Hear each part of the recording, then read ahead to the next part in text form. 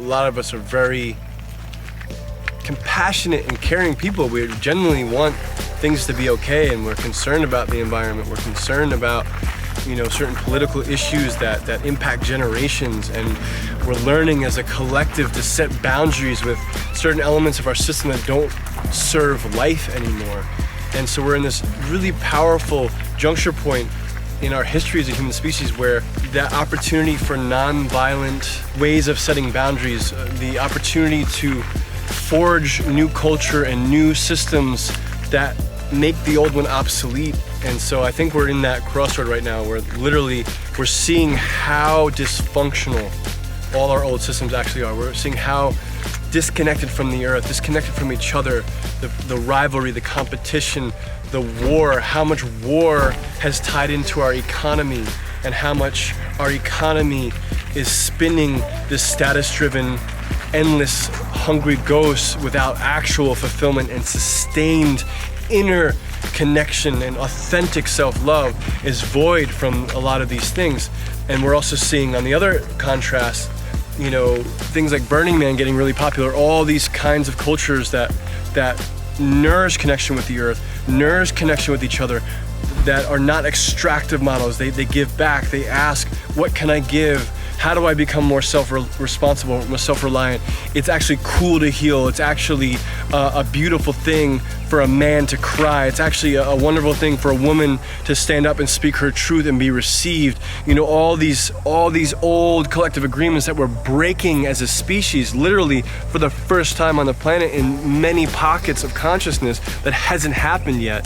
This is something to get excited about. So not just focusing on the information out there and some of the information that is purposely being given to us with blinders on, with snippets to weave a worldview of something catastrophic, when in fact birth is painful, birth is chaotic. When a seed is sprouting underneath the ground and you were to zoom in, it would be like an earthquake's happening, a shaking, but then that seed sprouts and new life begins.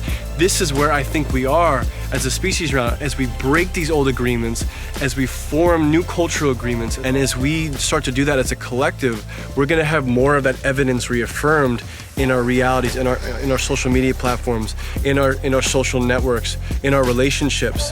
And so for a lot of people that are gradually moving to the edge, they know something's wrong, they know something's shifting, they know that there's something more available, they know that a more beautiful world is possible, but don't necessarily have the context for how to get there or how to shift out of some of the collective pain and struggle and suffering that is so identified with this catastrophic or separation and fear-based programming that they don't know how to plug in. And I'm saying to everyone out there that there's, you have community that you haven't met yet. You have gatherings that are calling for your participation that you haven't discovered yet.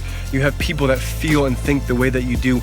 Everyone's finding each other, and as we find each other, we have the necessary conversations. We start to move into the places that haven't been felt, that haven't been shared and witnessed in connection between human beings, that reprograms all that old world stuff that says it's supposed to look like this, all the exploitive, extractive models, and we come into a nourishing model, a model that lifts each other up, comes out of rivalry and competition and support and lifting each other up, and literally feeding populations of people of not just status driven, I gotta be the best entrepreneur or best coach or best musician or any of that stuff, but literally how do we do this together? How do we do it for the planet, include ourselves as part of it along the way, that we're all in discovery, and that's okay to be in discovery. No one's got the perfect answer or the perfect solution. It's gonna innovate and emerge as we move through this birthing process, because birth isn't easy, it's painful, it's uncomfortable, there's unknowns, and that's where we're at as a species. We're in that